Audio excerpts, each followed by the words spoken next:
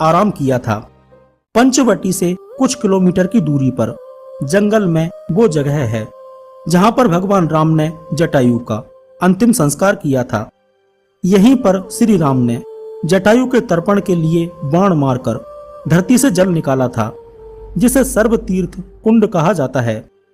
पंचवटी से 30 किलोमीटर की दूरी पर ब्रह्मगिरी नामक पर्वत है।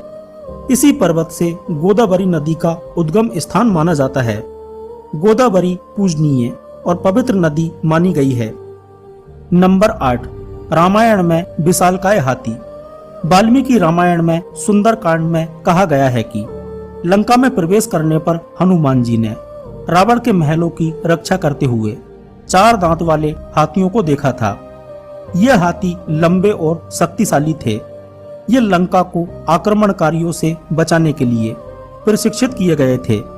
इसी तरह का वर्णन उसी कांड के अध्याय 27 में माता सीता की रक्षा करने वाली राक्षसी त्रिजटा द्वारा किया गया है। जब उसने सपना देखा कि भगवान राम पहाड़ी जितने ऊंचे हाथी पर सवार होकर, जिसके 4 दांत हैं, सीता माता की रक्षा करने के लिए आ रहे हैं। वैज्ञानिकों को इन 4 दांत वाले हाथियों के कई अवशेष भी श्रीलंका में मिले हैं। मानव जाति के इतिहास में ऐसी कोई अन्य समकालीन पुस्तक या लिपि नहीं है जिसमें 4 दांत वाले हाथियों के बारे में वर्णन किया गया हो, क्योंकि वे कई अन्य कहानियों के रचे जाने से पहले ही विलुप्त हो गए थे। इसलिए वाल्मीकि जी के अलावा कोई भी लेखक इसे नहीं देख सका। वैज्ञानिकों का ऐसा मानना है कि ये 4 दांतों वाले हाथी अर्थात गोम्फोथेरस लगभग 12 से 1.6 मिलियन वर्ष पहले पृथ्वी पर विभिन्न महाद्वीपों में मौजूद थे। वे मियोसीन प्लियोसीन युगों के दौरान उत्तरी अमेरिका में व्यापक थे। कुछ यूरेशिया बेरिंगिया के कुछ हिस्सों में रहते थे और ग्रेट अमेरिकन इंटरचेंज दक्षिण अमेरिका का अनुसरण करते थे।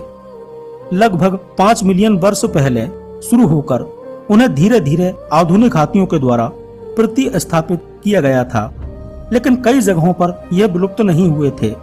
गोम्फोथेरस अपने दांतों की संरचना में अन्य हाथियों से अलग थे।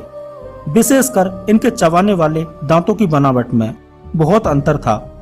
इनके 4 दांत हुआ करते थे और इनके चेहरे और नाक की मुड़ी हुई हड्डियों से वैज्ञानिकों ने अंदाजा लगाया है कि इनकी भी सामान्य हाथियों की